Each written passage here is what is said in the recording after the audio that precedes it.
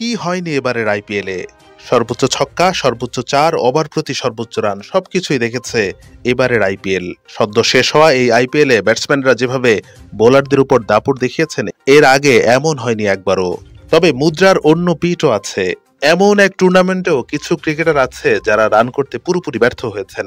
এতটাই ব্যর্থ হয়েছেন যে তাদের দামের সঙ্গে যদি রানের তুলনা দেওয়া হয় তাহলে প্রতিটি রানের জন্য ফ্র্যাঞ্চাইজিগুলোকে গুনতে হয়েছে লাখ লাখ রুপি। এই যেমন অস্ট্রেলিয়ান গ্র্যান্ড ম্যাক্সওয়েল।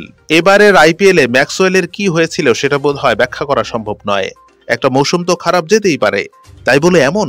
ম্যাক্সওয়েল এবারের আইপিএলে রয়্যাল চ্যালেঞ্জার্স বেঙ্গালুরুর হয়ে ৯ ইনিংসে করেছেন ৫২ রান, যার গড় ৫.৭৭।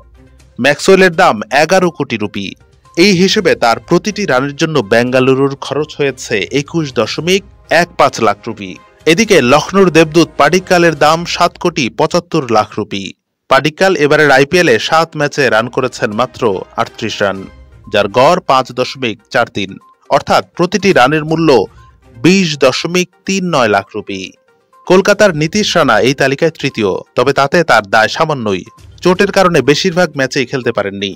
৮ কোটি রুপির নীতিশ ম্যাচ খেলেছেন ২টি, রান করেছেন ৩৩ রান, অর্থাৎ তার প্রতিটি রানের মূল্য ১৯ লাখ রুপি।